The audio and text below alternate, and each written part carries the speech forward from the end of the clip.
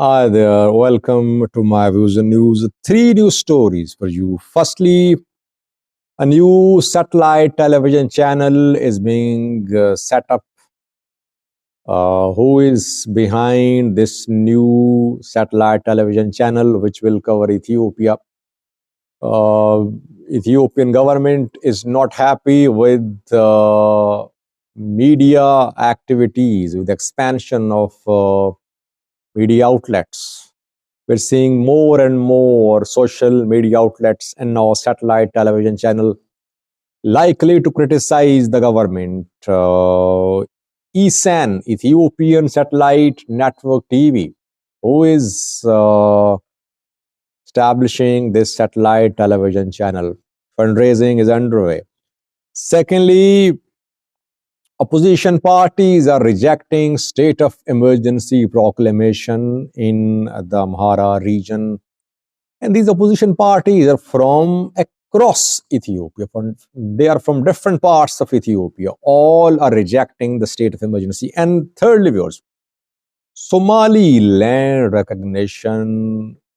We don't know about other countries, but at least UK is discussing the possibility of recognition of Somaliland as a country.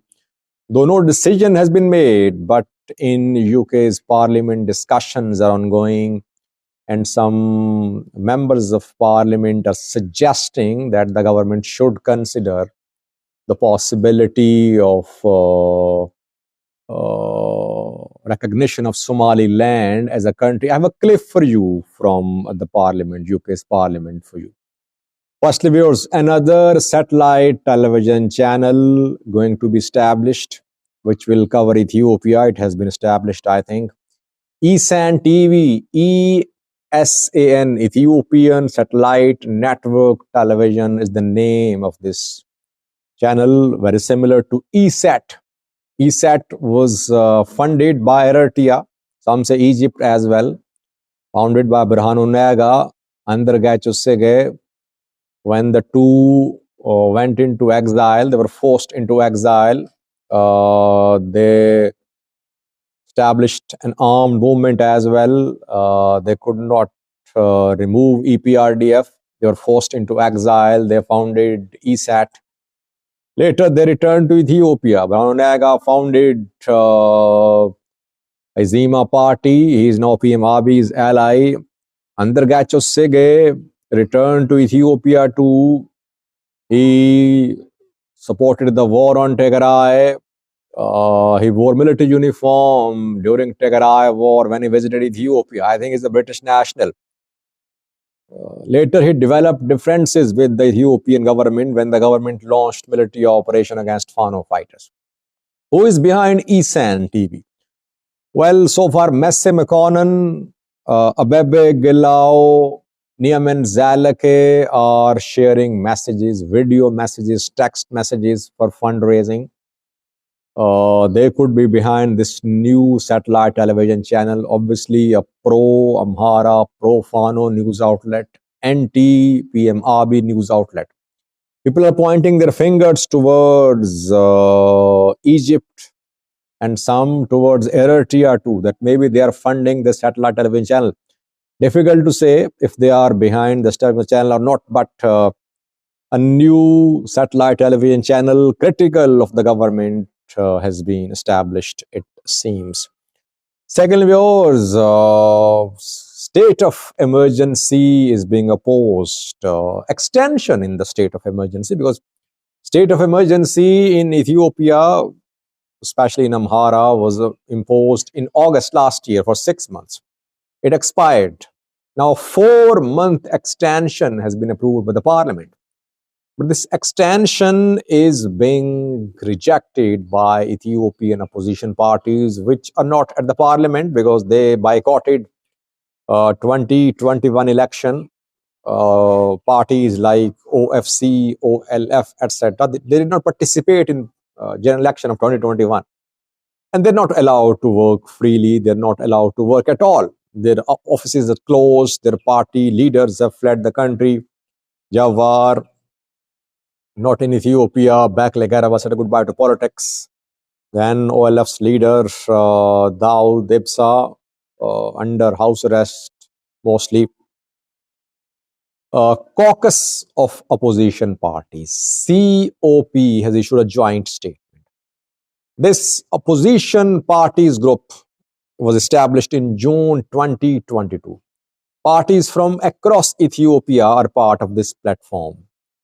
Oromo Federalist Congress, OFC, is member of this opposition group. Oromo Liberation Front, another party from Oromia, Dawood Ibsa, part of this platform. Ogaden National Liberation Front, ONLF, from Somali region, a member too. Heber Ethiopia, Tigray Arena Party, Afar People's Party, Wolaita National Movement. So these parties are from different parts of Ethiopia. They have issued a statement rejecting the state of emergency announced and approved by the parliament this week. These parties rejected the state of emergency in August too. So they are reiterating their position. They say that military operation is not a solution. People's genuine, valid demands, legitimate demands should be heard, and government should not silence people. Military solution won't bring lasting peace.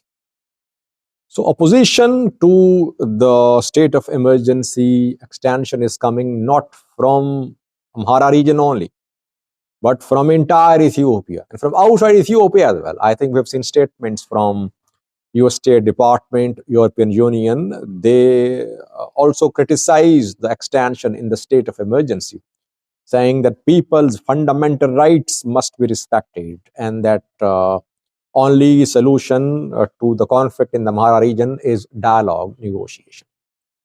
Thirdly, viewers, UK Parliament is discussing recognition of Somaliland as a country. Discussions ongoing for some time, not something new. But because of Ethiopia-Somaliland MOU, recognition of Somaliland is gaining international attention now. And I think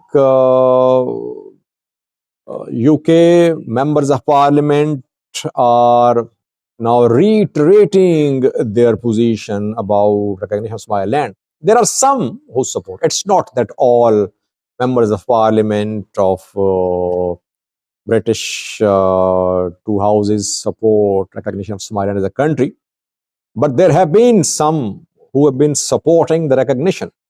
And now, keeping in view Ethiopia-Somaliland MOU, keeping in view Houthi attacks on ships, these MPs are reiterating their position. They said this is the right time to recognize Somaliland as a country. So discussions ongoing at UK Parliament. And today and this week, I told you about some meetings held between David Cameron, UK's Foreign Secretary, and former Defence Secretary Gavin Williamson, who has been supportive of recognition of Somaliland as a country. So let's see what happens. It's difficult to say what UK is up to, but discussions are ongoing at UK Parliament about Somaliland. Watch a clip from the UK Parliament. Thanks for watching. To Minister Ahmed, our colleague, Lord Ahmed, that Somaliland be recognised, and he, I think, if I remember correctly, suggested that it's for the UN to determine this. But nevertheless, I think a lead from the UK in suggesting that Somaliland be recognised in its own right, because, for example, they both share with Somalia the SOM designation. So I think Somaliland being its own entity would probably be beneficial all round. Would the Minister agree? I will certainly take that up with my colleague, Lord Ahmed.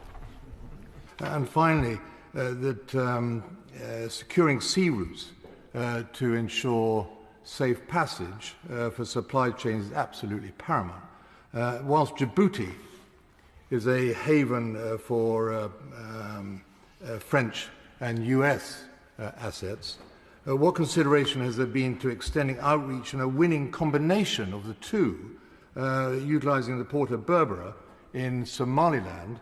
Is the Minister considering setting about discussions with the Chinese interest to set out a beneficial rule book as to how we can avail ourselves of that port for our own affairs as well? The point made about the supply chain is extremely well made. I mean, this is potentially so damaging to the world's trade that and it must be damaging the Chinese more than anyone, I'd have thought, that there will definitely be individual countries and groups of countries that will look very carefully at where we could get bases from. Of course, we have a very successful base in Cyprus, and the Chinese are all over the east coast of Africa, as we know. But your point is well made.